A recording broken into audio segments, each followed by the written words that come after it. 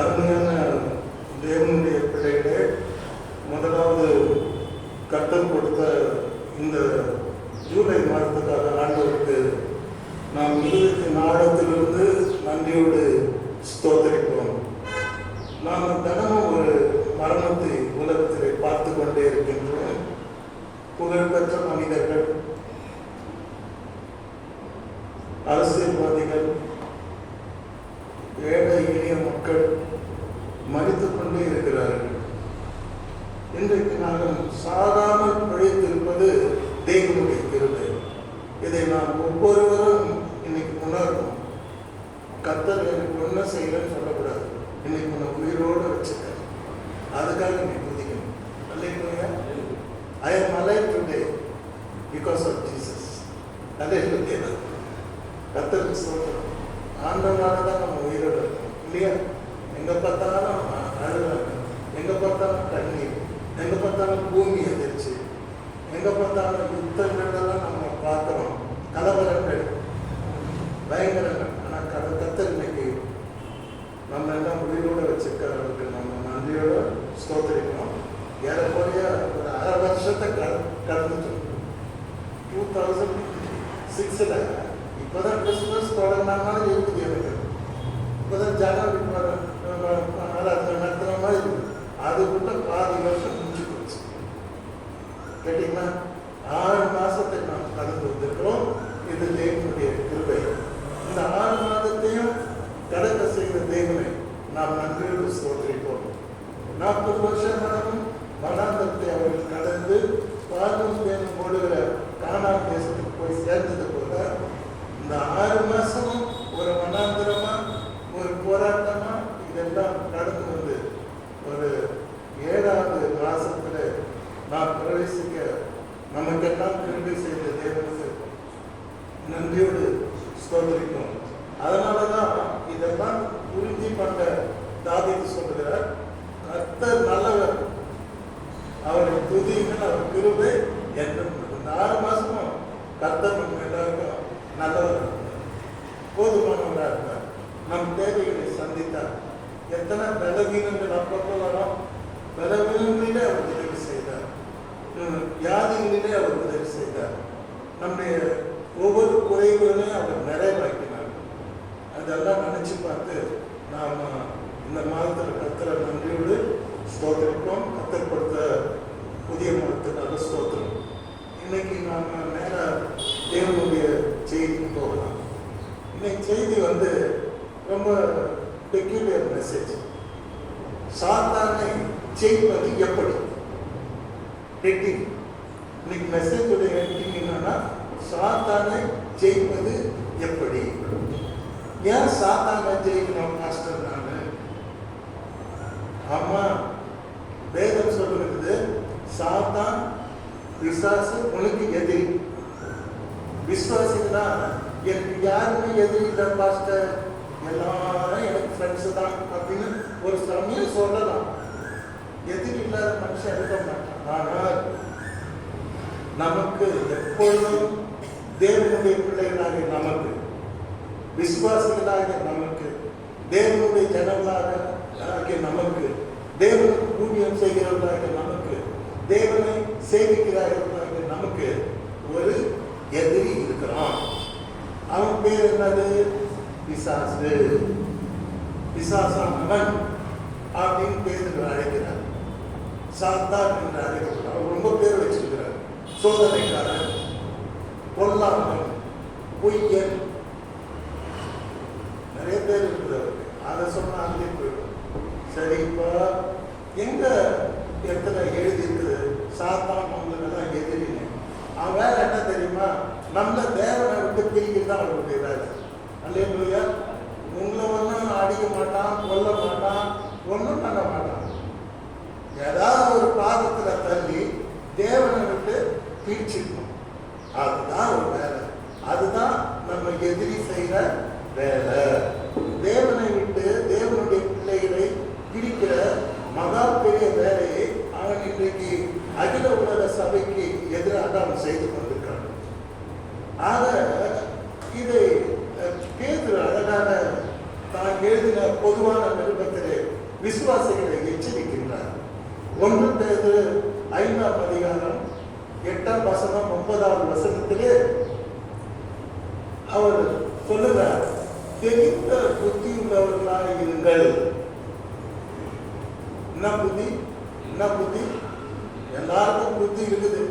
சண்டை வந்துட்டா முதல்ல கேட்க புத்தி இருக்குதா, இல்ல இன்னும் அட்வான்ஸா போய் அறிவு இருக்குதா அப்படின்னு கேட்பாங்க. ஆனா இங்க ஒரு புத்தி குறித்து பேசப்படுகிறார். விசுவாசிகள் தேவனுடைய பிள்ளைகளுக்கு இருக்க வேண்டிய ஒரு புத்தி என்னன்னா, தெரிந்த புத்தி உள்ளவர்களா இருங்கள். அல்லேலூயா. அப்படின்னா என்னன்னு அப்புறம் சொல்றேன். 2வது, விழித்திருங்கள். முதல்ல தெரிந்த புத்தியா இருக்கணும், 2வது விழித்திருக்கணும். விழித்திருக்கணும்னா என்ன? தூங்காம இருக்கிறதா? இல்ல, தூங்கலன்னா சிக்காயிடுங்க. முதல்ல தூங்குங்க, 8 மணி நேரம் கட்டாயம் தூங்கணும், அப்பதான் ஆரோக்கியமா இருக்கும்.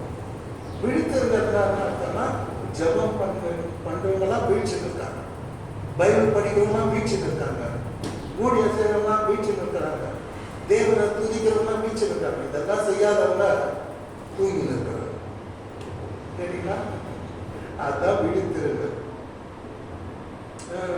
ஏன் நான் தெரிந்த புத்தியா இருக்கணும், ஏன் நான் விழித்திருக்கணும் கேட்டா, ஏனெனில் உங்கள் எதிராளியாக பிசாசானவன், அல்லேலூயா, இங்க இருக்கிற அத்தனை பேருக்கும் ஒரு எதிராளி இருக்கிறான்.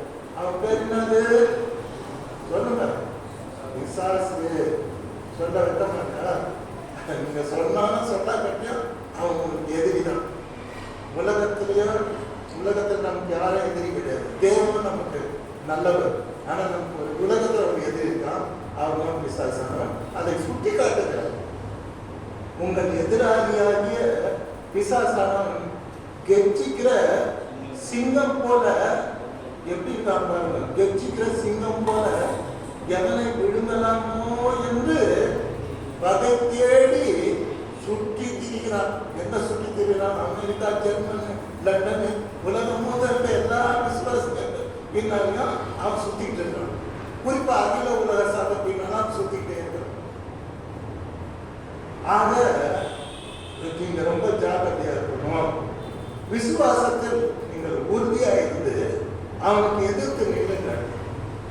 உலகத்தில் உள்ள உங்கள் சகோதரர்களிடத்திலே அப்படிப்பட்ட பாடுகள் நிறைவேறி வருகிறது என்று அறிந்திருக்கிறீர்களே என்று பேதுரு தன்னுடைய நிருபத்திலே எழுதுகிறார். கர்த்தருக்கு மகிமை உண்டாதாக. அவர்களே தெரிந்த புத்தி, இது ரொம்ப ரொம்ப இம்பார்ட்டன்ட். ஒரு விசுவாசிகளுக்கு இருக்க வேண்டியது புத்தி, தெரிந்த புத்தி இருக்கணும். அப்பதான் நம்ம சாதாரண ஜெயிக்கிறதுக்கு ஃபர்ஸ்ட் ஸ்டெப் இன்னும் தெரிந்த புத்தி. தெரிந்த புத்தி என்னன்னா, பிலிப்பியருக்கு பவுல் அழகாக எழுதுவார். உண்மை உள்ளவைகள் எவைகளோ, ஒழுக்கம் உள்ளவைகள் எவைகளோ, நீதி உள்ளவைகள் எவைகளோ, கற்புள்ளவைகள் எவைகளோ, அன்புள்ளவைகள் எவைகளோ, நற்கீர்த்தி உள்ளவைகள் எவைகளோ, கேட்டீங்களா? புண்ணியம் எதுவோ, புகழ் எதுவோ, இந்த 8 பாயிண்ட் சொன்ன இந்த 8ஐயும் சிந்தித்துக் கொண்டிருக்கிறது. இதுதான் தெரிந்த புத்தி. அல்லேலூயா. யார் யாரு உண்மை உள்ளவைகளை, ஒழுக்கம் உள்ளவைகளை, நீதி உள்ளவைகளை, கற்புள்ளவைகளை, அன்புள்ளவைகளை, நற்கீர்த்தி உள்ளவைகளை, புண்ணியம், புகழ் போன்ற இந்த 8 காரியங்களை சிந்தித்து வாழ்க்கையை நடத்துகிறீர்களோ, உங்களுக்கெல்லாம் என்ன புத்தி? தெரிந்த புத்தி உள்ளவர்கள். அல்லேலூயா. நீங்க நிறைய பேர் பார்த்தாக்கா பழக்கமான மனநிலை, போராட்டமான மனநிலை, கலக்கமான மனநிலை. என்ன அந்த அந்த மனசு டிப்ரெஷன். அது எங்களுக்கு வரும் டிப்ரெஷன்? ஒழுங்கான சிந்தனை அல்லேலூயா. ஏன் உனக்குள்ள வந்து டிப்ரெஷன் வருது? பிகாஸ் உன் சிந்தனை சரியில்லை.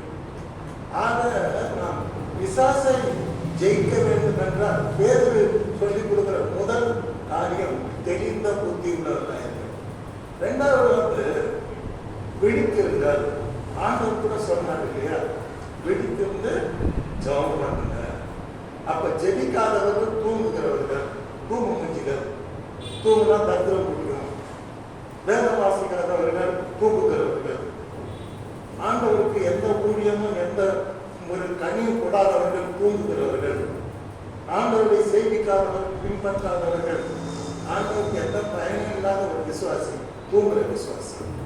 அல்லேலூயா. ஏன் இவ்வளவு தூரம் போறீங்க? சீசர்ல தூங்கிட்டாங்க. கத்தர் கூட எடுத்து போட்டு ஜெபம் பண்றது தான் கூட எடுக்கணும். ஏன்னா அவரே ரொம்ப வியாபகத்தோட இருக்கார். சிலுவையில் நாளைக்கு எப்படி அடையப்படுவது என்று அந்த பாரத்தோடு இருக்கார். அந்த நேரத்துல சீடர் ரொம்ப அன்பான சீடர்னா பிரியமான சீடர் 3 பேரை கூட்டு போறாங்க. ஆனா 3 பேரை தூங்கிட்டாங்க. அவங்களை பத்தி என்ன சொன்னாங்க? ஒன்னே ஒண்ணுதான் சொன்னாங்க, விழித்திருந்து ஜெபம் பண்ணுங்க. நீங்க நிறைய பேர் ஜெபம் பண்ணா கோபம் வருது. ஒரு அம்மா சொன்னாங்க, உங்க பையன் ஏன் மாசம் சர்ச்சைக்கு வரலன்னு கேட்டேன். பையன் என்கிட்ட அது இதுன்னு படிச்சுக்கணும் சாரி. அந்த அம்மா சொன்ன வார்த்தை என்ன தெரியுமா? ரொம்ப வெட்கப்பட்டேன். அந்த அம்மா என்ன சொன்னாங்க, பாஸ்டர் என் பையன் சபைக்கு வந்தா ஜெபம் பண்ண சொல்றீங்கன்னா ஜெபம் கற்றுக் கொடுக்குறீங்கன்னா அதாவது சபைக்கு வருது. இது என்ன மாதிரியால இருக்காங்க? இந்த பையன் என்ன மாதிரி ஒரு கல்லனா இருக்கும்? பொய் சொன்னா தப்பு, பாவம் என்ன தப்பு. இது வந்து ஜெபிக்கிறத கற்றுக் கொடுக்கறதா பாஸ்டர். பாஸ்டர் வேற ஒரு பாஸ்டர் ஜெபம் பண்ணியான்னு கேட்கலன்னா அவருக்கு குற்றவாளி. பைபிள் தூக்க பாஸ்டர் வார்த்தைக்கு தகுதி இல்லை. So my business preach the prayer. Jesus என்ன பண்ணாரு? தன்னுடைய சீடருக்கு ஜெபம் கற்றுக் கொடுத்தார். நான் சொல்றது வந்து சும்மா இல்லை, உண்மை நடந்த சம்பவம். ஏன்னா சர்ச்சைக்கு வரணும் ஜெபம் பண்ண சொல்றாரு பாஸ்டர். எவ்வளவு பெரிய அயோக்கியனா இருக்கான். சின்ன வயசுல திருட்டு புத்தி, படிப்பு பெருசா இருக்குது, பட்டம் பெருசா இருக்குது, பணம் நிறைய இருக்குது, கை நிறைய சம்பாதிக்கும். ஆனா திருப்தி என்ன ஜெபிக்க கூடாது. இந்த பையன் தான் தூங்குற பையன், கத்தர் பார்வையில தூங்குற பையன். ஆனா ஜெபிக்கிற நீங்கள் நானும் எடுத்துக்கிறேன். அந்த தாயை பார்த்து நான் ரொம்ப வருத்தப்பட்டேன். இப்படியும் ஒரு தாயா ஜெபம் பண்ணா கத்து கொடுத்தா தப்புன்னு சொல்றது ஒரு தாய் இருக்கானா? இவங்க துன்மார்க்கமான தாய் தான். நீ பிள்ளைங்களை கெடுக்கிறதுக்கு தாயே இருக்க. எல்லா தாயும் தெய்வ தாய் இருக்க.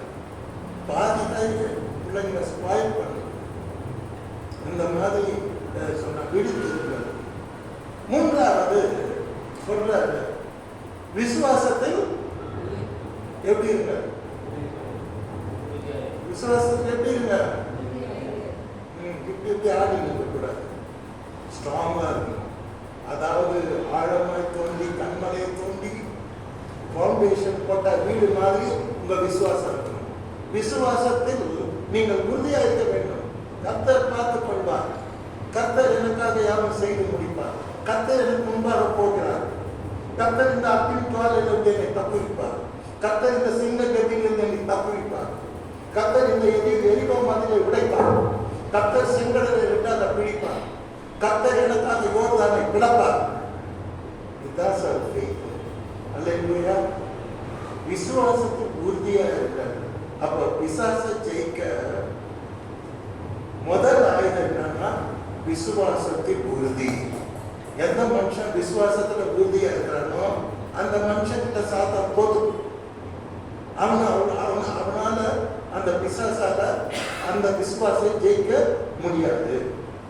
இப்போ நிறைய ஆயுதங்களை தேவன் நமக்கு கொடுத்திருக்காரு விசுவாசனை ஜெயிப்பதற்கு. முதல் ஆயுதம் விசுவாசத்தின் உறுதி. இரண்டாவது ஆயுதம் அவருடைய வசனம். மூன்றாவது ஆயுதம் அவருடைய ரத்தம். நாலாவது ஆயுதம் உபவாச ஜபம். அஞ்சாவது ஆயுதம் கீழ்ப்படிதல். ஆறாவது ஆயுதம் அவனை எதிர்த்து நிற்தல். ஏழாவது ஆயுதம் உலகத்தில் இருக்கிறவனை காட்டிலும் நம்மில் இருக்கிறவர் நல்லா உலகத்தில் இருக்கிறவனை காட்டிலும் நம்மில் இருக்கிறவர் பெரியவர். இவரோட பெரியவர் எவருமே இல்லை. அழகான பாட்டு நடத்தினார். வானம் பூமி யாவற்றிலும் இயேசு is a top one.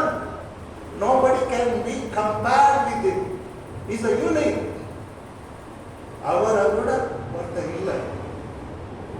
நானே தேவன், வேற தேவன் இல்லை. பூமியிலும் சகல அதிகாரமும் எனக்கு கொடுக்கப்பட்டது. புறப்பட்டு போங்க, go for me அப்படின்னு சொன்னார். கர்த்தர் எல்லா நாமத்திற்கும் மேலான நாமம் உடையவர், வானத்திலும் பூமியிலும் சகல அதிகாரம் படைத்தவர். ஆக விசுவாசத்துக்கு நீங்கள் என்ன பண்ணுங்க, எதிர்த்து நின்று அவனை ஜெயிக்கணும்னா உங்க வாழ்க்கையில என்ன இருக்கணும்? விசுவாசத்தில் எப்படி இருக்கணும்? இப்படி இப்படி ஆடக்கூடாது. இப்படி இப்படி புரியுதுன்னா காத்தாச்சு ஆடம் செடி. ஆனா அதே பார்த்தீங்கன்னா ஆலமரம் 100 வருஷம் இருக்கும். ஏதோ ஒரு ஆலமரத்தை காப்பாத்திக்கிறாங்க. இப்ப இருக்குதா என்ன தெரியல. ஆலமரம் மாதிரி வேர் கொண்டு விசுவாசத்துல நாம ரொம்ப ஸ்ட்ராங்கா இருக்கும். இருந்தாதான் நம்ம கர்த்தருடைய வருகை வரைக்கும் நிற்க முடியும். அவர் வருகையில விசுவாசத்தை காண்பாரோ சொன்னாலும் இல்லையா? ஆண்டவருக்கே டவுட் வந்துச்சு. அவர் வருகையில என் பிள்ளைங்க உள்ளத்துல அவர் விசுவாசத்தை காண்பவரங்க. அதனால காலம் பொருளாதாரம் விசுவாசத்தை எல்லாரும் முடியாது. என்ன விசுவாசமே உங்களுக்கு ஜெயம். அல்லேலூயா, கர்த்தருக்கு ஸ்தோத்திரம். நம்ம ஆண்டவர் இயேசு கிறிஸ்து சாத்தானை ஜெயித்தார். அதனால நாமும் சொல்லுங்க, நம்முடைய கர்த்தராகிய இயேசு கிறிஸ்து சிலுவையிலே சாத்தானுடைய தலையை நசுக்கி, பிசாசின் தலையை நசுக்கி, சர்ப்பத்தின் தலையை நசுக்கி அவர் ஜெயித்தார். அதனால நாமும் அவனை ஜெயிக்க முடியும். ஜெயிக்கிறதுக்கு நமக்கு தேவன் அதிகாரம் கொடுத்திருக்கிறார். அல்லேலூயா. ஸோ அதுக்கு முதல் நமக்கு தேவை ஆண்டவருக்கு ஒரு உறுதியான ஒரு விசுவாசம். ஃபர்ஸ்ட் சரி, நான் ஒரு பாட்டு ஒன்று பாடுறேன். அவர் எப்படி ஏசாமி சாத்தானை ஜெயித்தார் அப்படின்னு அந்த பாட்டு உங்களுக்கெல்லாம் தெரியணும். அந்த பாட்டு உங்களுக்கெல்லாம் அந்த பாட்டு ரொம்ப நல்லாவே தெரியும். இருந்தாலும் நான் பாடுறேன், சரிங்களா?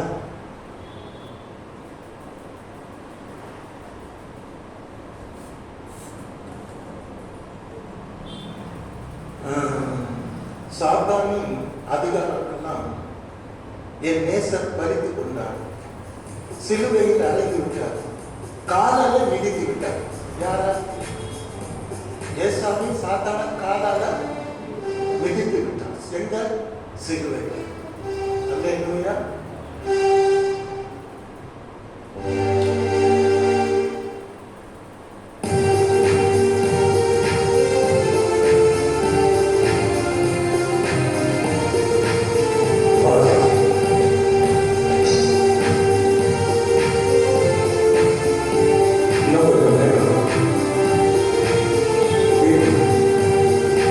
கிறிஸ்து ஒரு பாடம் எனக்கு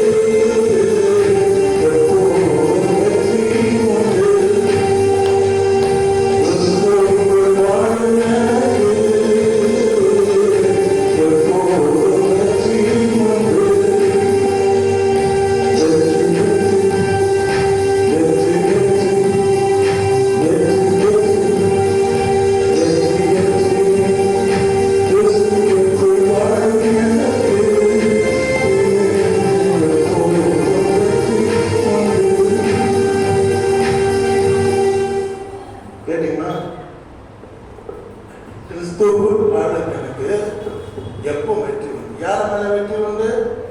சாத்தான் மேல வெற்றி உண்டு, பிசாசு மேல வெற்றி உண்டு. இந்த வெற்றியை நீங்க உங்க கண்ணால பார்த்துருக்கிறீங்களா? ஜெயிச்சிருக்கிறீங்களா? சாத்தானின் அதிகாரம் எல்லாம் என் நேசர் வகித்துக் கொண்டார், சிலுவையில் அலைந்து விட்டார், காலாலே மிதித்து விட்டார். Hallelujah. Jesus is a victor. அவர் வெற்றி வீரர். சாத்தானை ஜெயித்தார், உலகத்தை ஜெயித்தார், மாம்சத்தை ஜெயித்தார், அவர் எல்லாத்தையும் ஜெயித்தார். அவர் கிறிஸ்து. அருமையானவர்களே, இன்னைக்கு சாத்தானை ஜெயிக்கிறதுக்கு முதல் தேவை, நமக்கு கடைசி தேவை என்னன்னா விசுவாசத்திலே உறுதி. அல்லேலூயா. என்ன வந்தாலும் விசுவாசத்தை விடக்கூடாது. புரிஞ்சுதுங்களா? விசுவாசத்தில் உறுதியா இருக்கணும். அப்படி இருந்தா நாம கட்டாயம் சாத்தானை ஜெயிப்போம். அடுத்தபடியாக பார்க்கும் பொழுது அவருடைய வசனத்தினாலே சாத்தானை ஜெயிக்க முடியும். இப்போ பைபிள் ரீடிங்ல நம்ம பார்த்தோம், வெளிப்பட்ட விசேஷம் 12ஆம் அதிகாரம் 11வது வசனத்துல நம்ம பார்க்கும்போது, பரிசுத்தவான்கள் மரணம் நேரிடுகளாக இருந்தாலும் அதற்கு தப்பும்படி தங்கள் ஜீவனையும் பாராமல் ஆட்டுக்குட்டியின் ரத்தத்தினாலும் சாட்சியின் வசனத்தினாலும் அவனை ஜெயித்தார்கள். வசனத்தினால பிசாசை ஜெயித்தார்கள். அல்லேலூயா. பிசாசை ஜெயிப்பது எப்படி? 2வது பாயிண்ட், அவருடைய வசனத்தினாலே அவனை நாம் ஜெயிக்க முடியும். ஆகவே வசனத்தை யாரும் என்ன பண்ணக்கூடாது? சாதாரணமா நினைக்கக்கூடாது. வசனத்துக்கு மகா பெரிய வல்லமை இருக்குது. அந்த வல்லமை, அந்த வசனத்தின் வல்லமை கொண்டு நாம் சுலபமாக சாத்தானை ஜெயிக்க முடியும். இப்ப நீங்க பாத்தீங்கன்னா, இயேசுவாமி 40 நாள் உபவாசம் இருக்கிறார். உபவாசம் முடிச்சுட்டு ஊழியத்தை துவக்க போறார். அப்ப உபவாசம் முடிச்ச உடனே அவர் மனுஷனா தான் இருந்தாரு. அவருக்கு பசி வந்துடுச்சு. பசி வந்த உடனே சாத்தா வந்துட்டான். அல்லேலூயா. அப்ப எங்க வீக்கா இருக்கிறோமோ அங்கதான் நம்மளை பிடிக்கும் சாத்தான். எல்லாத்துலயும் பிடிக்கும். எங்க நம்ம வீக்கா இருக்கிறோமோ அந்த வீக் பாயிண்ட் வச்சு பிடிக்கும். ஆண்டவர் மனுஷனா வந்திருக்காரு அப்படின்னா அவன் வச்சுப்பான். 40 நாள் உபவாசம், பசியா இருக்கிறார். அப்ப உடனே வந்து கர்த்தர்கிட்ட வந்து சோதனைக்காரன் வந்து சோதிக்கிறான். என்ன சோதிக்கிறான்? அவர் வீக்னஸை பார்த்து சோதிக்கிறான். அவன் சொல்றான், நீ தேவனுடைய குமாரனே ஆனால், if you are a real God, இந்த கல்லுகள் எல்லாம் நீ என்ன பண்ணணும்? இந்த கூடாங்கள் எல்லாம் அப்பங்களாகும்படி செய்து செய்யும். அது கர்த்தர் என்ன சொன்னாரு? கீழ்படிஞ்சாரா? இல்ல.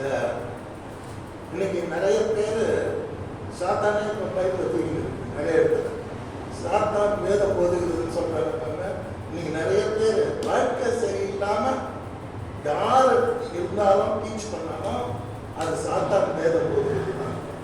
சாத்தானு தான் பைபிள் தெரியும், தேவனுக்கும் பைபிள் தெரியும். ஆனா அந்த வசனத்தை கொண்டு யார் ஜெயிக்கிறாங்க? அவங்க தேவனுடைய பிள்ளைகள்.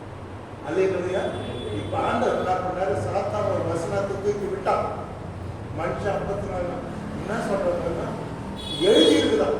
எங்க எழுதிருக்கு தெரியும் உங்களுக்கு? உபாகமம் 8:3 எழுதியிருக்குது. என்ன எழுதியிருக்கிறது?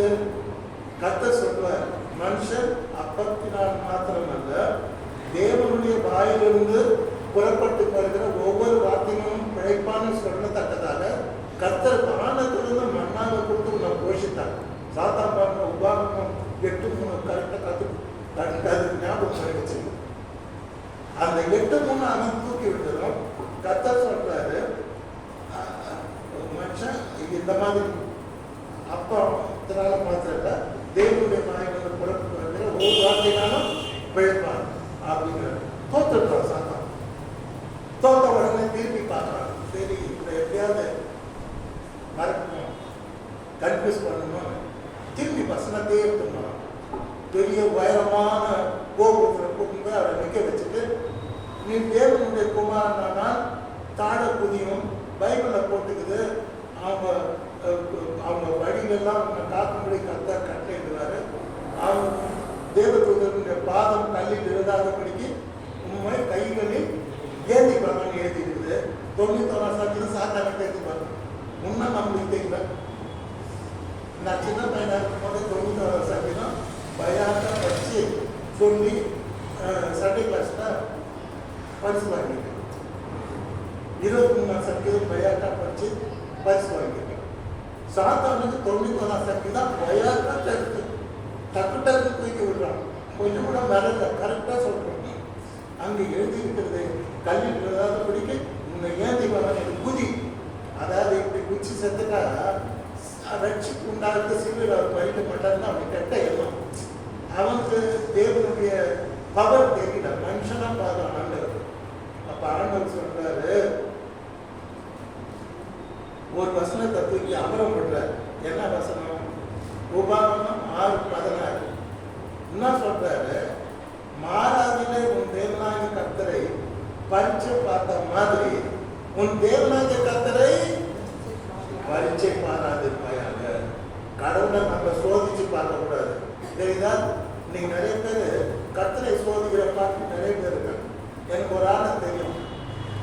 அவர் கடைசி வரைக்கும் ரட்சிக்கப்படல. மனைவி நல்லா ரட்சிக்கப்பட்டாங்க, ஆண்டவரை ஏற்றுக்கினாங்க, ரொம்ப சாட்சியா இருப்பாங்க. அவங்க ஒரு நாள் சொல்லுவாங்க அடிக்கடி, எங்கள் வீட்டு அப்போ லாட்ரி சீட்டு இருந்தது. அண்ணாதுரை ஆட்சி செய்த காலம். ₹1 லாட்ரி செய்வாங்கன்னா 1 லட்சம் ரூபாய் விடணும். அவங்க வீட்டுக்கார சொல்றாங்க, அடியே நீ ஆண்டவரை ஏற்றுக்கின, நான் சர்ச்சுக்கு வரணும்னா லாட்ரி சீட்டு வாங்கி வச்சிருக்கேன் 2 மாதம். அது ஓய்ந்தனா மறுதணும் மாதம் உள்ளா இருக்கும். கேட்டீங்களா? மாதம் அவங்க வாங்கி வச்சு அப்பதான் வரமாட்டேன் சர்ச்சுக்கு. என்னைக்கு அந்த லாட்ரி அப்போ இந்த கடவுளை என்ன பண்ணணும்? சோதிச்சு பார்க்கலாம். லாட்ரி சீட்டு உழவிக்கிறாரா பார்க்கலாம். நிச்சயம் உழவிக்க மாட்டாங்க. நீ உயிர் 100 வருஷமா லாட்ரி சீட்டை வாங்கி வச்சுட்டா கூட அது உழவுப்படுது. ஏன்னா நீ கடவுளை சோதிக்கணும். விசுவாசிக்கிறவங்க எதுவுமே எதிர்பார்க்காம ஜஸ்ட் அவருடைய விசுவாசம். அப்போ கடவுள் என்ன சொல்ற? சாத்தானை பார்த்து வெப்பேற்றாரு. அவர் வசனத்தை சொல்றாரு. என்ன சொல்றாரு? உன் தேவனாகிய கர்த்தரை பரீட்சை பாராதிருப்பாயாக என்று எழுதியிருக்கிறது. உபாகமம் 6:16 போய் படிச்சுப்பாரு. வெறும் 91 சங்கீதம் படிச்சா அதையும் நீ படிக்கலன்னு சொல்லி வெக்கி அடிக்கிற. அவன் வெக்கமாயிட்டு போக மாட்டான். திரும்பி சுற்றி வரலாம். சுற்றி மறுபடியும் அவனுக்கு மனசு ஆகுது. அவர் மனுஷனாலே அவனுக்கு காட்சி கொடுக்குறாரு, தெய்வமா கொடுக்குறாரு. அப்போ மறுபடியும் அவரை உயர்ந்த மலையில கொண்டு போய் நிறுத்தி உலகத்தின் எல்லா மகிமையும் காட்டார். அங்க பார்த்தியா, நியூயார்க் பார்த்தியா, பாரிஸ் பார்த்தியா, நான் பார்த்தியா, இதெல்லாம் என் கையில் தான் இருக்குது. உடனே ஒன்று பண்ணு, காலில் கொண்டு எல்லாத்தையும் ஒன்று கொடுத்துடுறாரு. அப்போ கர்த்தர் சொல்லுவார்,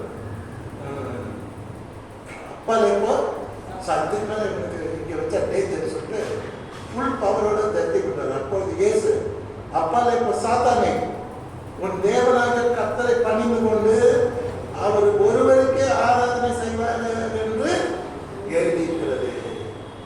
வசனத்தையே காட்டினார், வசனத்திலே அடிச்சாரு, வசனத்திலே அடிச்சாங்க, ஓட விட்டார். ஓடணும், இப்போ குடுக்குன்னு ஓடணும். அல்லேலூயா.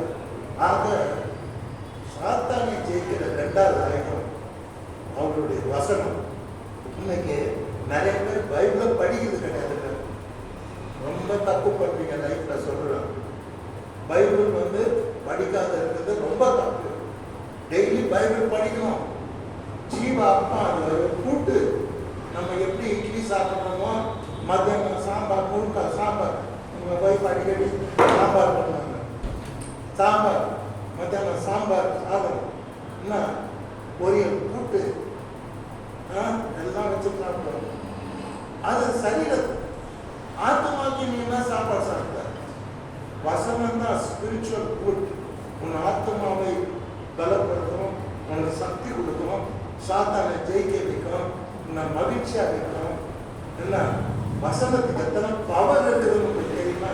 இன்னைக்கு இந்த வசனத்தை எத்தனை கிறிஸ்தவங்க சரியா படிக்கிறது இல்லை, கேட்கறது இல்லை, பைபிளே தொடுறது இல்லை. பைபிளே தொடாதுன்னா தர்தம் தான் பிடிக்கும். அல்லையா? பைபிளை தொட்டா மண்ணு கூட போடணும், பைபிளை தொட்டா சாபம் கூட ஆசீர்வாதம் மாறும். கேட்டீங்களா? அதெல்லாம் பைபிளை படிக்கும். வசனத்துக்கு பவர் இருக்குது. இப்போ அந்த காலத்தில் ஏர் பிளேன் கிடையாது, ஒரே ஒரு சோர்ஸ் லாங் ஜேர்னிக்கு, அது கப்பல் பயணம். அந்த கப்பல் பயணத்தில் போகும்போது போய் சேரணும் நிச்சயம் கிடையாது.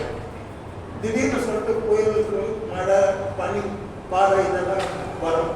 அப்போ என்ன பண்ணுவாங்கன்னா அந்த செயில் பண்ணுறவங்க, அந்த நேவி கப்பலை ஓட்டுற மாலுமிகள் தங்கள் ஆபத்திலே 107 சங்கீதம் 19:20 தங்கள் ஆபத்திலே கர்த்தரை நோக்கி கூப்பிடுகிறார்கள்.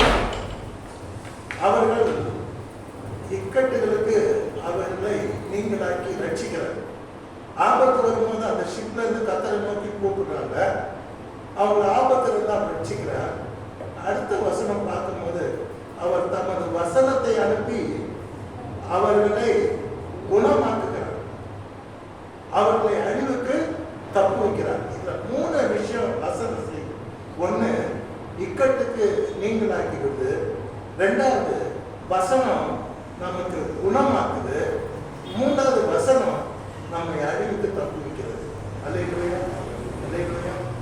பார்த்தீங்களா? என்ன வேலைதான் வசனம் செய்யுது. வசனம் தெரிஞ்சா அழிவுக்கு தப்பிச்சிக்கலாம், வசனம் தெரிஞ்சா சுகம் அடையலாம், வசனம் தெரிஞ்சா எல்லா இக்கட்டுகளுக்கும் நம்ம இருந்து நம்ம ரட்சிக்கப்படலாம். இன்னைக்கு வசனத்தை வந்து ரொம்ப பேர் நெக்லெக்ட் பண்றாங்க. வசனத்தை கொஞ்சம் கூட படிக்கிறது கிடையாது. அல்லேலூயா. நீங்க நம்ப மாட்டீங்க, கார்ல யாராவது ஒரு வசனம் எழுதி போவாங்க, பின்னால நான் போவேன், அதை பார்த்துட்டு நான் கடவுளை துதிப்பேன். அவர் எழுதியிருப்பாங்க, சமூகம் உனக்கு முன்பாக செல்லும், அவர் முன்னால் போற கார், அந்த வசனத்தை பார்த்து அப்படியே கூறிப்பேன். ஆமா சாமி, தோற்றணும், உன் சமூகம் முன்னால் போகுது. அருமையான இன்னைக்கு வசனத்தை மதிக்கிறவர்கள் இருக்கிறார்கள், அதே சமயத்தில் வசனத்தை அசட்டை பண்ணுறவர்கள் இருக்காங்க. இன்னைக்கு வசனத்துல தான் உனக்கு சுகம் இருக்குது, வசனத்துல தான் உனக்கு வர அழிவுல இருந்து நீ தப்பிச்சுக்குவ, வசனத்தினால தான் கர்த்தர் உன்னை எல்லா இக்கட்டுல இருந்து உன்னை நீங்களாக்கி ரட்சிப்பார். வசனம் தெரிஞ்சா தப்பிச்சுக்கலாம், அல்லேலூயா. அழிவுக்கு தப்பிச்சுக்கலாம், ஆரோக்கியத்தை பெற்று சுகம் அடையலாம், இக்கட்டிலிருந்து நாம் காப்பாற்றப்படுறோம். அருமையானவர்களே, வசனத்தை பற்றி தாவீது நிறைய எழுதுவார்.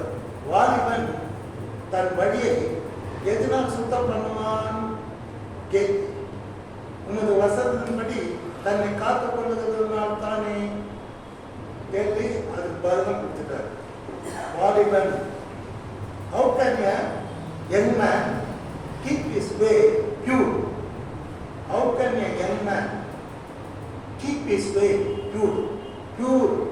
ஒரு வாலிபன் தன் வழியை சுத்தமா வச்சுக்கணும்னா அவன் பைபிளை படிக்கணும், வசனத்தை தியானிக்கணும், வசனத்தை போட்டணும், வசனத்தால் காத்து இருக்கணும். கேட்டீங்களா? அப்பதான் அந்த வாலிபன் தன் வழியை சுத்தமா வச்சுக்க முடியும். ஆங்கிலத்துல how can a young man, வாலிபன் keep his way pure, தன் வழியை எப்படி சுத்தமா வச்சுக்க முடியும்? உங்களுடைய வசனத்தின்படி தன்னை காத்துக் கொள்வது தானே காட். வசனம் வந்து காட் மாதிரி. அந்த காலத்தில் போலீஸ்காரன் காலேஜுக்கு ஸ்டூடெண்ட் போலீஸ் தான் சண்டை நடக்கும், வசனம்னா கட்டத்தை கொடுவாங்க போலீஸ். அவன் என்ன பண்ணான், கையில் ஒரு கார்டு வச்சுருக்கான், பார்த்துருக்கீங்களா? மூங்கில் பேசிட்டு ஒரு கார்டு, அதுலேயே தத்துருவோம். அப்படி இருந்தால் மண்டை வாங்கிடும். இவனுக்கும் மண்டை வாடையும், இவனுக்கும் அழக மாட்டாங்க, 2 காலம் அடிச்சுப்பாங்க. அவர் கட்டி வச்சிருந்தாங்க, அழகும் கையில் அதை வச்சு தருவார். இன்னைக்கு உலகத்தில் காணப்படுகிற சோதனைகள், போராட்டங்கள், பாவங்கள், நம்ம இழுக்க தேவையான எல்லா பவர் வந்து நம்ம தச்சிக்கிறதுக்கு கேடக மாதிரி இருக்கிறது அவருடைய வசனம். வாலிபனுக்கு வசனம், வசனத்துக்கு வாலிபன், அல்லையா? அப்போ முதியவர்களுக்கு பிராணாங்க அவங்களுக்கு தான் ரொம்ப ரொம்ப வேணும். ஆனால் வாலிபன் தன் வழியை எதுனா சுத்தம் பண்ணால் தன் உன்னுடைய வசனத்தின்படி தன்னை காத்துக் கொள்ளுகிறதுனால தெரிஞ்ச வசனம். உமது வசனம் என் கால்களுக்கு தீபம், என் பாதைக்கு வெளிச்சமா இருக்குது. நம்ம வாழ்ற வாழ்க்கை ஒரு இருண்ட வாழ்க்கை. நாளைக்கு என்ன நடக்கும்போது தெரியாது. ஆனால் வசனம் நல்லா தெரிஞ்சா அது பாதைக்கு வெளிச்சம் போட்டு காட்டும்.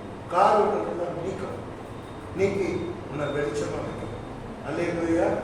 ஆக இரண்டாவது சாத்தானை ஜெயிக்க வேண்டும் என்றால் நாம் வசனத்தை நன்றாக படிக்க வேண்டும், வசனத்தை நாம தியானிக்கணும், வசனத்தை நம்ம கைப்பற்றணும். அல்லேலூயா. கர்த்தர் உங்களை ஆசீர்வதிப்பார். பியூட்டிஃபுல் பாட்டு பாடினாரு, அது எனக்கு ஞாபகம் வந்து வசனத்தை பத்தி பாடினார்.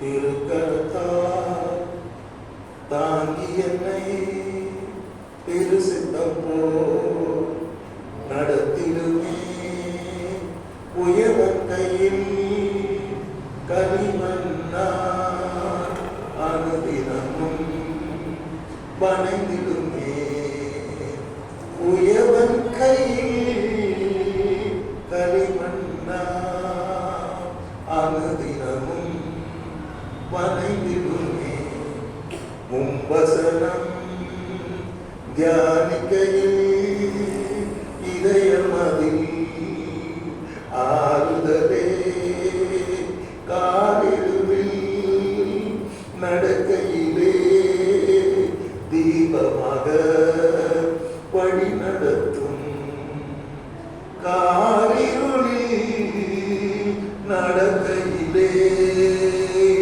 தீபமாக வழி நடத்தும், ஆழ்கடலில் அலைகளினால் அசையும் போது என் படகில் ஆத்ம நண்பர் இயேசு உண்டே, சேர்ந்திடுவே அவர் சமூகம், ஆத்ம நண்பர் இயேசு உண்டே, சேர்ந்திடுவே அவர் சமூகம்.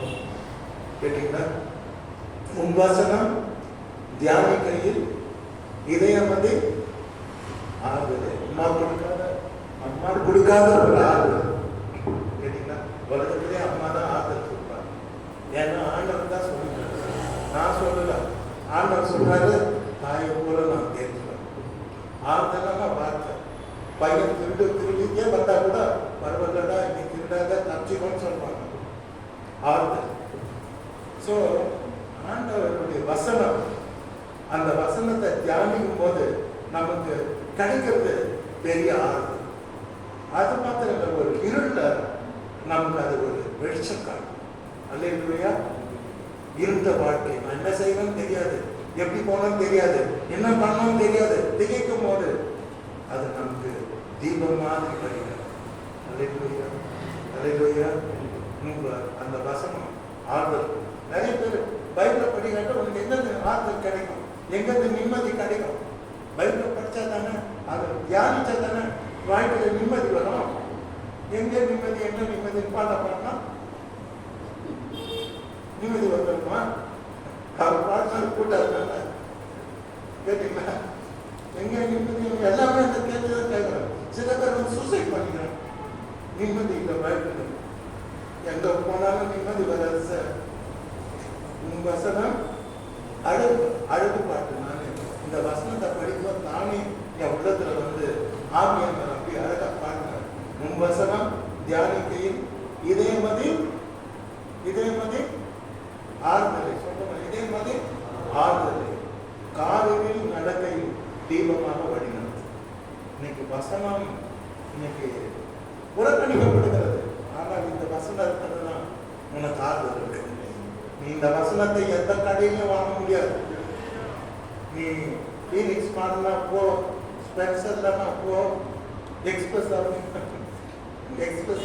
போ, எங்கன்னா போ, எவ்வளோ பணம் எடுத்துன்னு போ, எனக்கு ஆறுதல் வேணுங்க, என்னங்க $100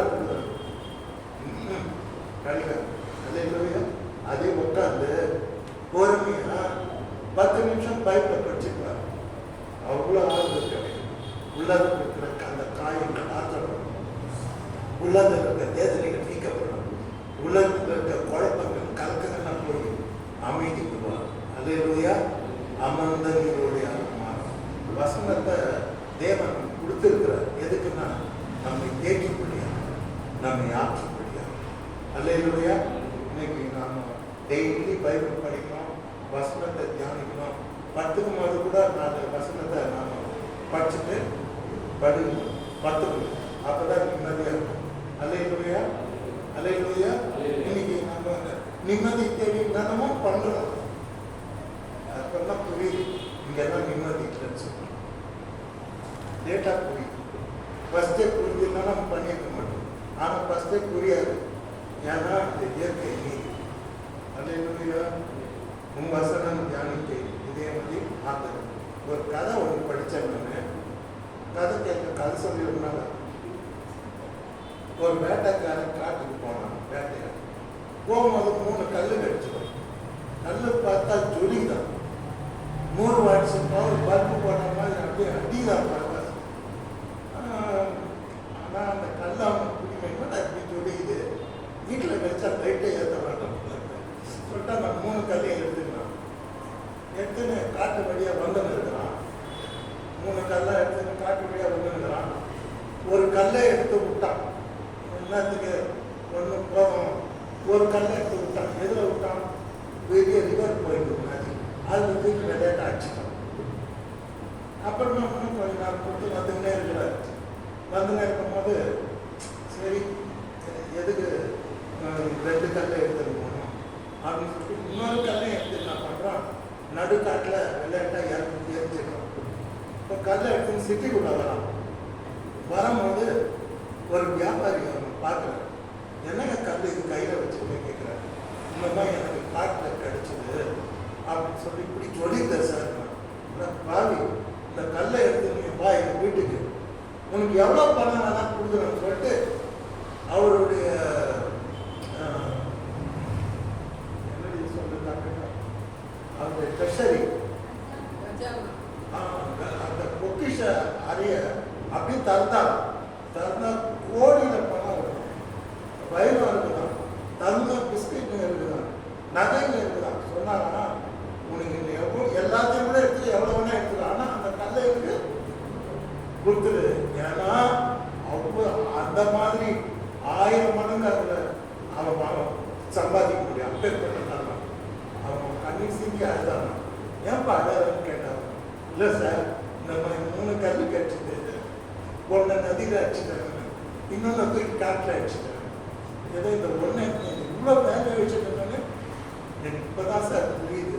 என்னை இவ்வளோ பிச்சைக்காரனாக இருந்தது என்ன, வேட்டைக்காரனாக இருந்தது என்ன, எங்கேயோ கோட்டீஸ்வரனாக மாட்டிட்டாங்க. ஒரு நிமிஷத்தில் மாற்றிச்சு சார். இந்த கல் வேலை தெரியாத இருந்ததே எதையாவது கொண்டாங்க சொல்லிட்டு அவருக்கு பணத்தெல்லாம் வாங்கி போய் அவருக்கு பெரிய ஆள் ஆகிட்டாங்க. அந்த மாதிரி வசனத்தினுடைய வேல்யூ தெரியாம நீங்க தூக்கி அடிச்சிருக்கீங்க பைபிள். அல்லேலூயா. பைபிள வேணான்றான், தூக்கி வர வெக்கப்படுறோம். பைபிளை தூக்கினா அது உன்னை தூக்கம், பைபிளை இறங்கிட்டா அது உன்னை இறங்கிடும். அல்லேலூயா. இந்த ஒரு கிராமத்தில் ஒரு கேம் ஆடுவாங்க, பரம பேர். ஒன்று ஏணி கீழே போட்டு அது மேலே ஏற்றி விட்டுரும். பாம்பு தலையில் அந்த காய் வந்ததுன்னா சத்துன்னு கீழே இறக்கி விட்டுருவோம். கேட்டீங்களா? பைபிள் வந்து ஏணி மாதிரி உன்னை ஏற்றி விட்டுருவோம். அல்லேலூயா. அல்லேலூயா. அல்லேலூயா சொல்லுவேன். பைபிளை படிங்க. பைபிள் எல்லாம் தூக்கி காட்டுங்க. ஷோ பைபிள் எல்லாம் நல்ல கையை வைக்கப்படாமல் இருக்கு. ரொம்ப சந்தோஷம். உலகத்தையே நான் பெருமையாக தூக்குற ஒரே புத்தகம் பைபிள். அல்லேலூயா. அதாவது ஆபிரகாம் லிங்கன் சொன்னாரு, அதாவது மனித இனத்துக்கு தேவனால் கொடுக்கப்பட்ட பெரிய கிஃப்ட் என்னன்னா பைபிள். அல்லேலூயா. One of the best president of USA top 10 அவர் இருக்கிறாரு. அவர் சொன்னதுதான் மனித இனத்துக்கு தேவனால் கொடுக்கப்பட்ட பெரிய ஈவு எதுனா வேத புத்தகம். அல்லேலூயா. அல்லேலூயா. இன்னைக்கு ரொம்ப ஃபாஸ்ட் வேர்ல்ட் அப்படிதான் நான் பார்க்குறேன்.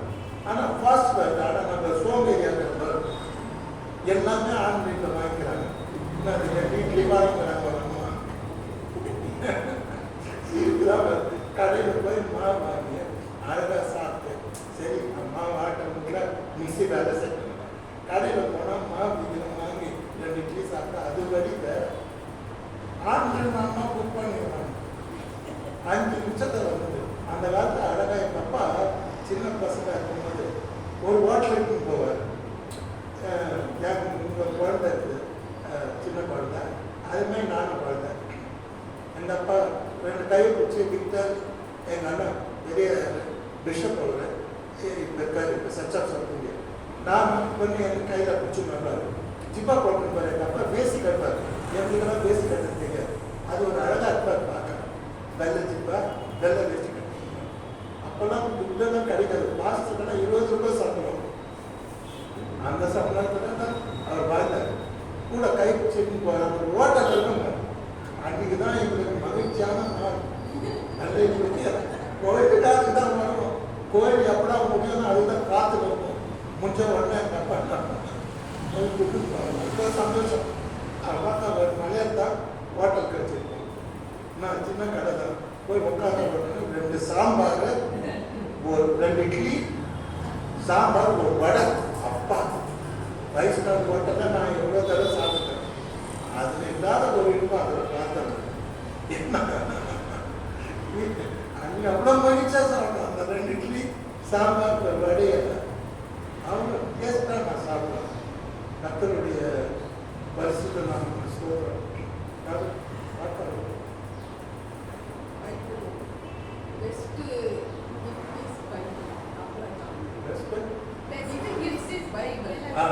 ஆபிரகாம் லிங்கன் சொன்னாரு, மனித இனத்துக்கு தேவன் கொடுத்த த பெஸ்ட் கிஃப்ட் என்னன்னா பைபிள்.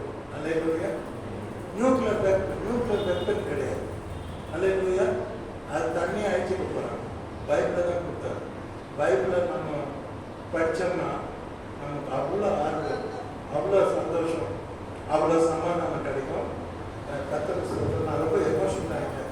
எங்கள் அப்பாவை பற்றி நினச்சிக்கணும். அது எனக்கு ரொம்ப எமோஷனல் ஆகிடுச்சு. அந்த 2 இட்லி சாம்பார் தான் மனசில் நீங்கள் 2 இட்லி சாம்பார், ஒரு வடை, வடி அதை சாப்பிட்டுட்டு அவ்வளோ பெருமையாக போவோம் நம்ம வீட்டுக்கு. கேட்டீங்களா? 3வது சாத்தானை ஜெயிப்பது எப்படி? 3வது இயேசு கிறிஸ்துவின் ரத்தத்தினால சாத்தானை ஜெயிக்கணும். அடிக்கடி இயேசுவின் ரத்தம் ஜெயிக்க சொல்லணும். வியாதி வந்துட்டா சொல்லுங்க, பயம் வந்துட்டா சொல்லுங்க, ராத்திரி தூங்கும் போது கெட்ட கணம் வந்துட்டா சொல்லுங்க. இயேசுவின் ரத்தம் ஜெயம். ஏன்னா மரணம் நேரிடுவதாக இருந்தாலும் அதற்கு தப்பும்படி ஜீவனையும் மாறாமல் ஆட்டுக்குட்டியின் ரத்தத்தினாலே சாத்தானை ஜெயித்தார். அல்லேலூயா. வல்லமை உண்டு உண்டு, அற்புத வல்லமை இயேசுவின் ரத்தத்தினால். அந்த காலத்தில் பாடுவோம். அந்த பாட்டெல்லாம் காணுங்க, நல்ல பாட்டு. There is power, wonder working power in the blood of the Lamb. There is power, wonder working power in the precious blood of the Lamb. நான் சண்டே கிளாஸில் கற்றுக்கினேன். அன்றைக்கி சண்டே கிளாஸில் கற்றுக்கினா இன்னைக்கு பாடு. வல்லமை உண்டு உண்டு, அற்புத வல்லமை இயேசுவின் ரத்தத்தினால். வல்லமை உண்டு உண்டு, அற்புத வல்லமை இயேசுவின் ரத்தத்தால். வல்லமை உண்டு உண்டு, அற்புத வல்லமை தேவன் ஆட்டுக்குட்டியின் ரத்தத்தினால். பழைய பாட்டுங்க 70 வருஷம் 65 வருஷத்துக்கு முன்னால் நான் பாடின பாட்டை கொஞ்சம் நினச்சி பாடுறேன். இதெல்லாம் சண்டே கிளாஸில் கற்றுக் கொடுத்தாங்க. சண்டே கிளாஸ் மூலியம் பெரிய நல்ல மொழிங்க. அவங்க கற்றுக் கொடுத்த பாட்டு தான் எங்கள் நெஞ்சில் நிற்குது. அன்றைக்கி கற்றுக்கின 90 சங்கீதம் தான் மனசில் நிற்குது. அன்றைக்கி படித்த 23 சங்கீதம் பயாட்டையெல்லாம் நிற்குது. சண்டே கிளாஸ் மூலியம் யாருன்னா செய்தால் நல்லா செய்யணும். ஸோ இயேசுவின் ரத்தத்தில் என்ன இருக்குது?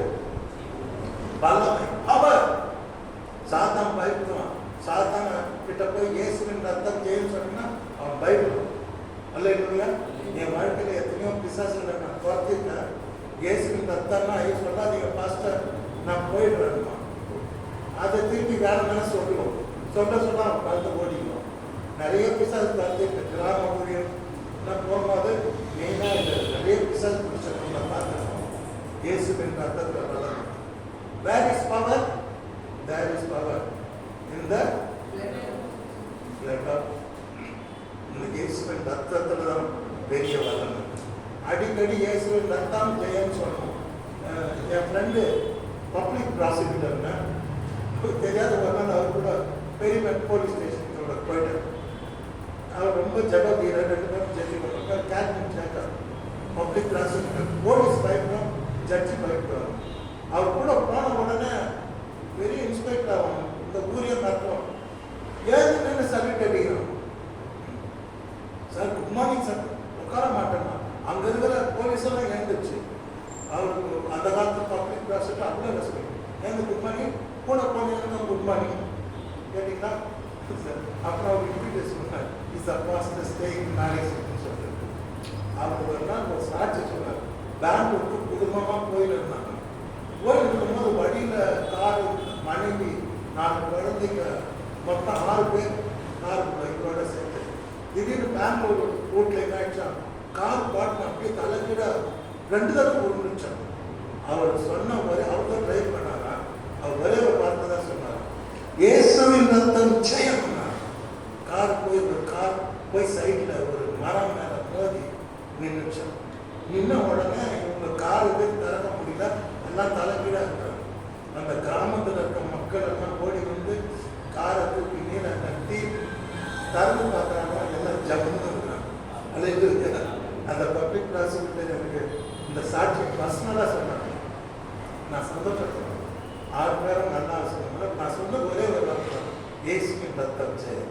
இந்த ஆக்சிடென்ட்லாம் டெபிள் காசு பண்ணும், சாத்தானோட காசு பண்ணும். அது ரொம்ப வேகமாக ஓட வைக்கும். அதில் வாட்டர் பைக்கை வீட்டில் தூக்கி மறக்க வைக்கிறதெல்லாம் அதெல்லாம் சாத்தானுடைய செயல்கள். அப்போ அவர் ஏதோ சாத்தான் செயல் சொல்லி அந்த ஒரு வார்த்தை சொல்லி எங்கள் குடும்பம் தப்பிச்சிக்கணும் பாஸ்டர். அதுதான் அடிக்கடி அவங்க குடும்பத்தில் எல்லாரும் ஜெபிப்பாங்க. மனைவி பக்தி உள்ளவங்க, மாமியார் அவ்வளோ பக்தி உள்ளவங்க, பிள்ளைகளாம் பக்தியில் வளர்த்தாங்க. யாரை பார்த்தாலும் ஜபத்தில் இயேசுவின் ரத்தம் சொல்லுவோம். நிறைய பேருக்கு இந்த காலத்து மாடல் விசுவாசி அதெல்லாம் தெரியாது. அவர் எல்லாம் கூகுள்லேயே பார்த்துடுறாங்க. கூகுளில் பார்த்தா எத்தனை பார்ப்பார், 20-100 வாரம் மூவியே பார்த்து ஒன்றா பண்ண முடியாது. கூகுளில் பார்த்து இன்னைக்கு இருக்குன்னா கூகுள் நல்ல இல்லையா, நல்லா என்ன பாருங்க, கூகுள் எங்கே இருக்கணும், இன்னைக்கு இருந்து வரணும்.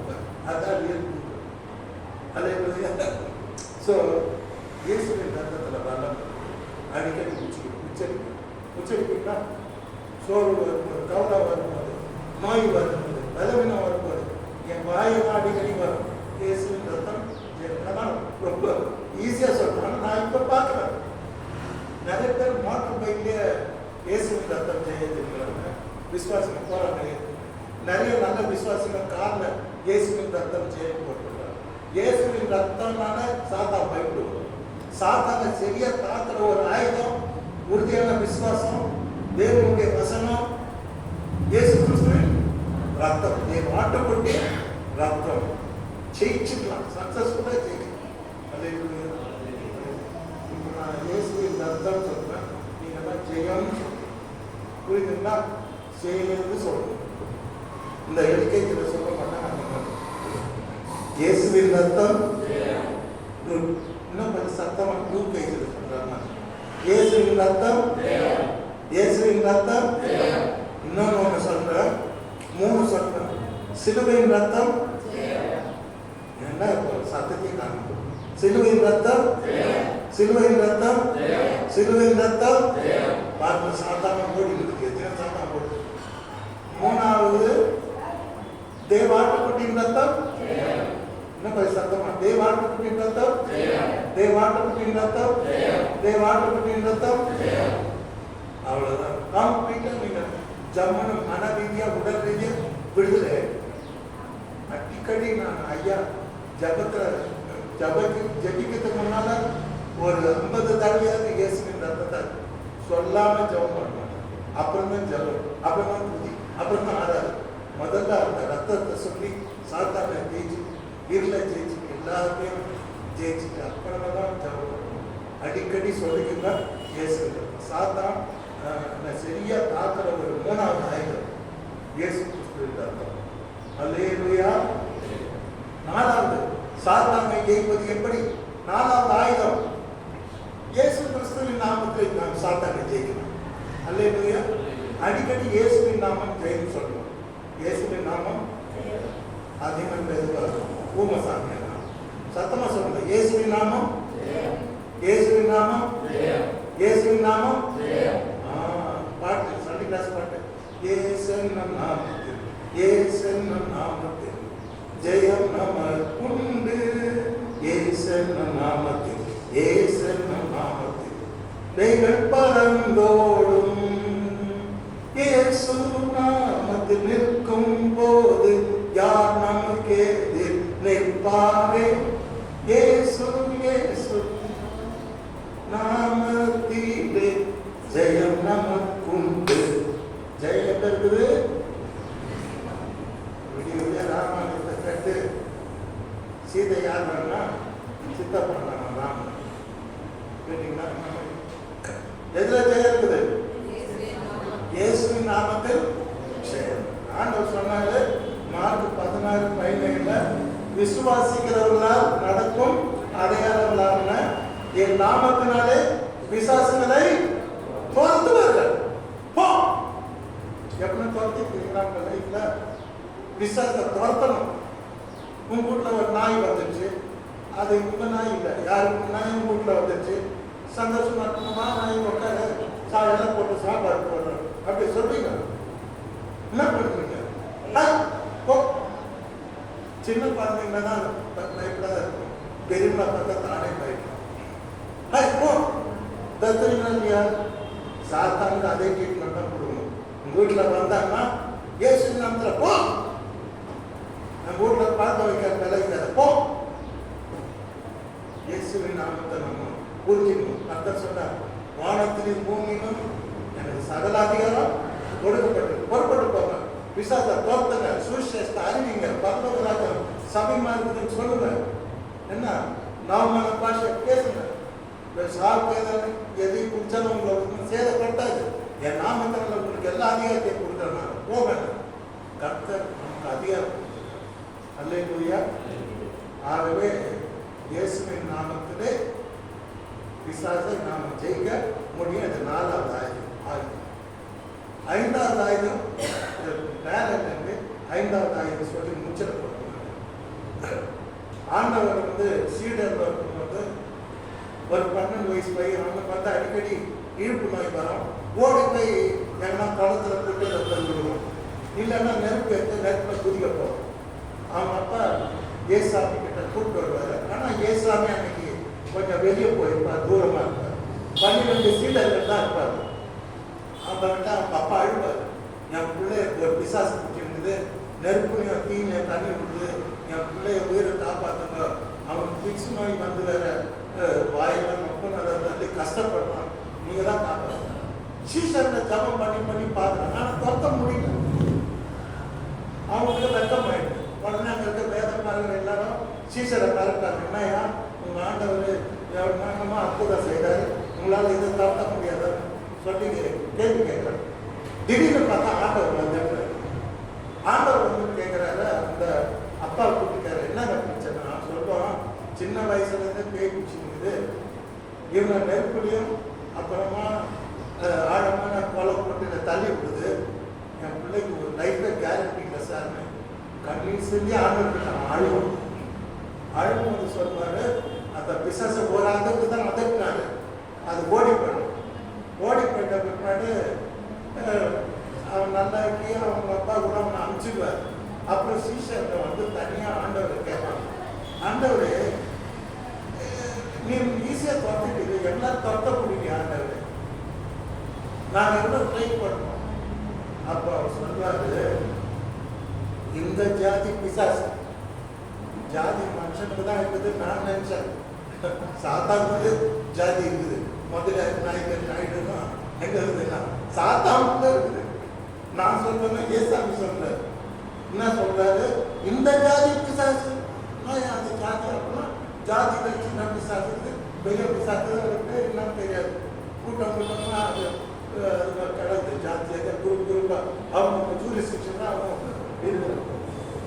ஆண்டவர் சொல்லி வேடிக்கை இந்த ஜாதி பிசாசு ஜபத்தினாலும் உபவாசத்தினாலும் அன்றி மற்றெவ்வதத்தினாலும் புறப்பட்டு போகாது.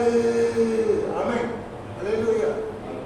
நீ உபவாசம் ஜபம் பண்ணி பார்த்தனா தான் இது போகும். ஏன்னா வேற ஜாதி ஒரு சமயம் பிராமின் வேற ஜாதி குஸ்தி ஜாதி போகிறது. அதுக்காகவே வேற ஜபம் பண்ண போகிறது. உபவாசமும் ஜபமும் கலந்து ரெண்டு சேர்த்து பண்ணீங்கன்னா இந்த பிசாசு ஓடிடும். அல்லேலூயா. அருமையானவர்களே, நேரத்தின் அருமை கருதி நான் இப்போ முடிச்சிருந்தேன்.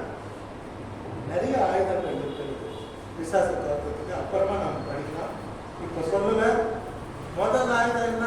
பிசாசை ஜெயிக்கிறதுக்கு விசுவாசத்துக்கு எப்படி இருக்கணும்? அதெல்லாம் சத்தமா சொன்னோம். விசுவாசத்துக்கு எப்படி இருக்கணும்? மூன்றரை விசுவாசத்துக்கு எப்படி இருக்கணும்? விசுவாசத்துக்கு எப்படி இருக்கணும்? ஆமா. நான் செத்துருவோம் போலக்கு வயிற்று வலி வந்துச்சு. ஒரே தலைவலி டெய்லி வருது. அப்படி சொல்லக்கூடாது. கர்த்தர் என்னை சுகமாக்க வல்லவராக. நான் விசுவாசத்தோட இருக்கேன். விசுவாசம் பேசுது. விசுவாசம் பேசணும். அல்லேலூயா. ரெண்டாவது என்ன சொல்லி கொடுத்தா? தேவனுடைய வசனத்தினால் பிசாசை என்ன பண்ண சொல்லுங்க. பிசாசை ஜெயிக்கலாம் சொல்லுங்க. சத்தமா சொல்லுங்க எல்லாரும். தேவனுடைய வசனத்தினால் பிசாசை விசுவாசத்தினால் ஜெயிக்கலாம். வசனத்தினால் ஜெயிக்கலாம். மூணாவது என்ன சொல்லி கொடுத்தா? இயேசுவின் ரத்தத்தினால பிசாசை சொல்லுங்க. ஜெயிக்கலாம் சொல்லுங்க. ஜெயிக்க சொல்லுங்க. பிசாசை ஜெயிச்சுதான் ஆகணும். அது உங்க வீட்டில் கல்யாணம் பண்ணி அது மனுஷ வேஷத்துல தான் பட்டப்போம். பிசாசு நாங்க பிசாசுனா கருப்பா இருப்பான், தடியா இருப்பான், ரெண்டு கொம்பு வச்சிருக்காங்க. மனுஷ வேஷத்துல வரும். மனைவி வேஷத்துல வரும். கேட்டீங்கன்னா புருஷ வேஷத்துல வரும். உள்ள உருவத்துல வரும்.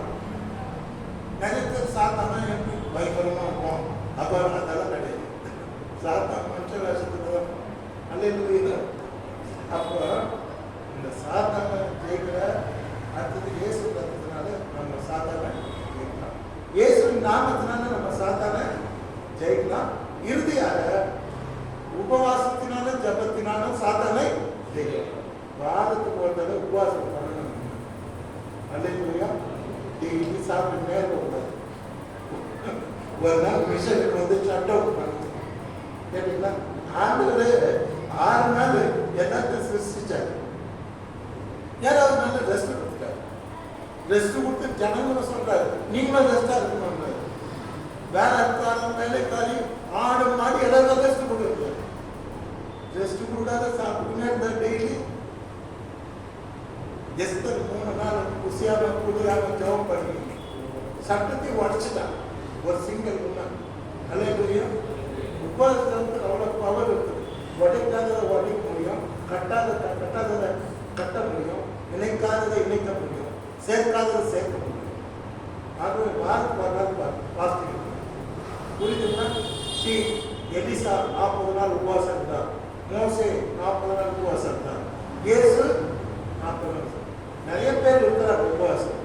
நாங்கள் அம்மா பயங்கரமாக நான் சின்ன வயசுலேயே 40 நாள் உபவாசம். 40 நாள் எப்போ பாரு பாவம் அந்த உபவாசம் பண்ணி தான் பாவம் தூங்கிக்கிறான். என்ன பண்ணுவாங்க? வாலிப வயசுல எதை சாதிக்கணும்னா உபவாசம் தான். உபவாசம் போட்டு நான் என்னுடைய வாலிபத்துக்கு எவ்வளோ உபவாசம் 3 நாள் குசியாம குடியாமலாம் பாஸ் பண்ணிட்டேன்.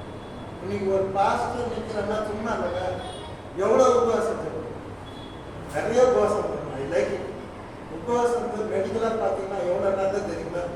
ஃபேட்டெல்லாம் அப்படி எரிச்சு அந்த செடிக்காதெல்லாம் எரிச்சு நல்லா இதெல்லாம் சூப்பராக பண்ண வைக்கணும்.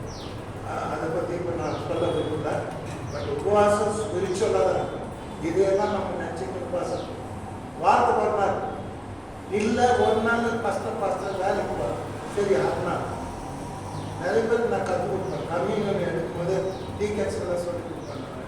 நான் சாப்பிட்டா தான் வந்துடுவேன், விழுவிடக்கூடாது, பரிசுத்தமானது அதை தொடர்புங்க, விழுவிட முடிச்சுட்டு போய் நல்லா சாப்பிடுங்க அப்படி சொல்லி கொடுப்பேன். அவங்களாம் கேட்பாங்க.